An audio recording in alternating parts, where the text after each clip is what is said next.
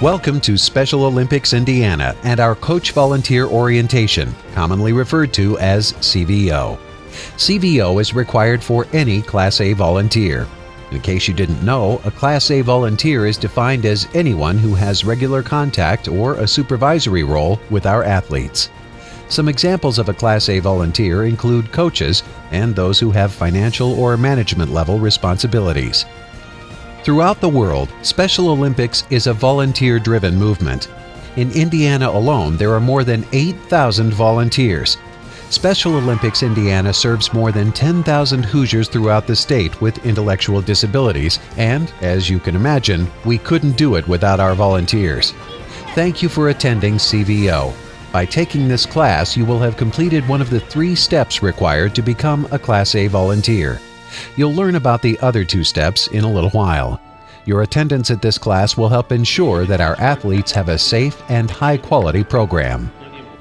Hi, my name is Scott Gross. I'm from White County, and I'm a Special Olympics athlete.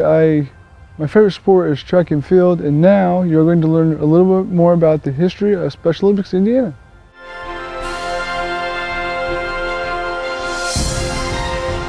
Special Olympics was founded in 1968 by Eunice Kennedy Shriver, sister to President John F. Kennedy. Mrs. Shriver believed that people with intellectual disabilities can, with proper encouragement and instruction, learn, enjoy, and benefit from participation in individual and team sports. Special Olympics believes that consistent training is vital to the development of an individual's sports skills. The best way to test these skills, measure progress, and provide incentives for personal growth is through competition among those of equal abilities. The mission of Special Olympics is to provide year-round sports training and athletic competition in a variety of Olympic-type sports for children and adults with intellectual disabilities, giving them continuing opportunities to develop physical fitness, demonstrate courage, experience joy, and participate in a sharing of gifts, skills, and friendship with their families, other Special Olympics athletes, and the community. In the words of Special Olympics founder Eunice Kennedy Shriver, as spoken at the first ever Special Olympics Games held at Soldier Field in Chicago in 1968. In ancient Rome, the gladiators went into the arena with these words on their lips: "Let me win. But if I cannot win, let me be brave in the attempt." This oath, which is recited by athletes at every Special Olympics event, reinforces the idea of giving your best effort regardless of the outcome and always behaving in a manner that brings honor to the individual and his or her program. Special Olympics Incorporated is the world governing body of Special Olympics and is based in Washington, D.C. This office is responsible for accrediting Special Olympics programs worldwide in more than 180 countries, serving more than 3 million people with intellectual disabilities. The North American branch of the organization oversees Special Olympics programs in this region of the world, including programs in the United States like Special Olympics Indiana. Special Olympics Indiana is responsible for establishing standards and accrediting county and area programs. These programs agree to conduct Special Olympics business, activities, and events in accordance with the Special Olympics general rules, including adherence to all Special Olympics sports rules. Hi, my name is Ann Galowski. I'm from LaPorte County. My favorite sport is track. Here we go to talk about Special Olympics is organized.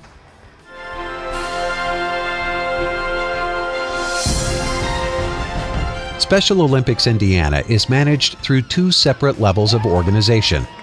First, there are 10 areas, each of which contains between 5 and 13 counties. Each area is run by a group of volunteers, known as the Area Management Team.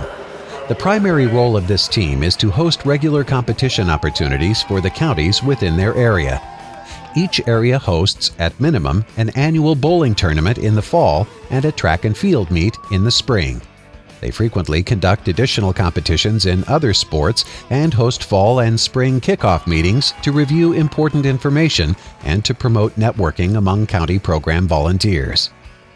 Secondly, there are nearly 70 county programs, encompassing approximately 80 of Indiana's 92 counties. County programs are open to all eligible athletes within their county. The primary role of county programs is the recruitment and training of athletes for sports competition. The work of the county program requires the formation of a committee, referred to as a county management team. This team takes responsibility for fundraising, athlete recruitment, volunteer management, and public relations within their county.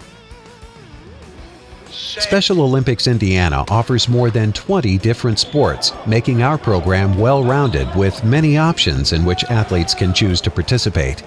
With a large variety of team and individual sports, athletes have programming choices throughout the year. Each official Special Olympics sport has an approved set of rules based on its respective national governing body. A summary of these rules, with any Special Olympics modifications, is distributed yearly to county coordinators through a document called the Program Information Guide. This guide also includes entry forms, competition dates, and other important information. The Program Information Guide, commonly referred to as the PIG, is available on our website at www.soindiana.org. Hello, my name is Christopher Bowling. I'm from Special Olympics Indiana, from Marion County. My favorite sports are bowling and track and field. And there'll be more information about Special Olympics and programs.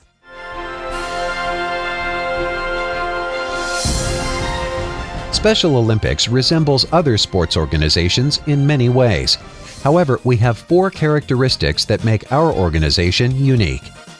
First of all, Special Olympics does not charge a fee to athletes or their families to train or compete. Secondly, we utilize the divisioning process to determine final heats or team brackets. Divisioning separates teams and individuals by ability, gender, and age, allowing all athletes and teams equal chance to win gold. Thirdly, at the conclusion of each event, awards are presented to all the athletes within a division in a ceremony that highlights their efforts and achievements. Finally, within each sport, there are a variety of competition opportunities appropriate for individuals at all levels of ability. Special Olympics provides a variety of competition opportunities for athletes of all abilities by offering official events of various degrees of difficulty and challenge. The Motor Activities Training Program, or MATP, provides participation for individuals with significant physical, mental, or multiple disabilities requiring the greatest assistance and support. Modified events offer athletes of lower abilities participation in their favorite sports, but in shorter distances or with certain modifications. There are also events for athletes who use wheelchairs. In some sports, athletes of lower abilities or those who may not be ready for team play can participate in an individual skills competition. In our traditional programs, athletes play against other athletes following rules established by the national governing body. Many athletes also participate in our Unified Sports program, where teams composed of Special Olympics athletes and individuals without disabilities, called Unified Partners, compete against other Unified Sports teams. Unified teams are also divisioned, allowing for an equal level of play among teams. Let's discuss divisioning in more detail. The fundamental difference that sets Special Olympics competitions apart from those of other sports organizations is that our athletes, no matter their ability level, are encouraged to participate, and every athlete is recognized for his or her performance. Competitions are structured so that they can compete with their peers of similar abilities in equitable divisions. An athlete's ability is the primary factor in divisioning Special Olympics competition. The ability of an athlete is determined by an entry score from a practice, local or area competition, or is the result of a seeding round or preliminary event at the competition itself. Though Special Olympics is known for its Olympic-style competitions, the integrity of the program is based on athletes receiving quality training from knowledgeable, certified coaches. To this end, athletes are required to practice a minimum of 8 weeks in an organized training program in a given sport before participating in area or state competition. This allows athletes time to develop the fitness, strength, knowledge and skills necessary to be able to compete successfully. Special Olympics programs throughout the world are also known for the high level of sportsmanship among participants. Special Olympics Indiana has a code of conduct written to encourage all participants to adhere to the Special Olympics mission. The goal is for all Special Olympics participants, including athletes, coaches, volunteers, family, and spectators, to conduct themselves in a sportsmanlike manner at all times, refraining from being offensive by action or language toward each other, including officials. As a Special Olympics volunteer, remember to always show respect and provide encouragement for all participants, not just those who you coach. Set the standard for quality sportsmanship for which Special Olympics is known. Hi, I'm Jerry Moore. I'm from Hamilton County, and now you're going to learn more about world competitions.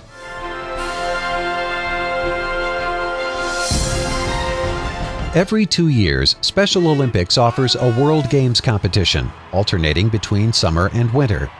Athletes representing all parts of the globe compete in a show of international pride and unity. Past World Games sites include Chicago, Dublin, Ireland, Shanghai, China, Athens, Greece, Boise, Idaho, and Indiana's own South Bend, when the University of Notre Dame hosted the 1987 Games, referred to by many as the best World Games ever. USA National Games take place every 4 years, with the inaugural event held in 2006 at Iowa State University in Ames, and the second game held at the University of Nebraska in Lincoln in 2010. To advance to national or world games, athletes must compete at the state level in the sport in which they wish to advance, and then be nominated by their program coordinator. From there, a random draw is used to select qualifiers, as the number of athletes wishing to compete always outnumbers the quota given by the national and world games organizing committees. While the primary focus of Special Olympics is sports competition, we offer several other programs that help to improve the quality of life for our athletes outside of competition. The first, Athlete Leadership Program, called ALPS, trains athletes to serve in meaningful roles in addition to that of competitor. ALPS trains athletes to become coaches, officials, public speakers, and sometimes even board members. The highlight of the ALPS program is ALPS University, offered twice a year and full of instruction and networking opportunities. Many athletes who participate in ALPS find that their self-confidence, interpersonal skills, and overall attitude are greatly increased due to their ALPS training. Healthy Athletes is another non-competitive program offering athletes the opportunity for a healthier lifestyle. Since officially launching in 1997, Healthy Athletes has grown to provide 7 different health screenings with the goal to improve athletes' ability to train and compete.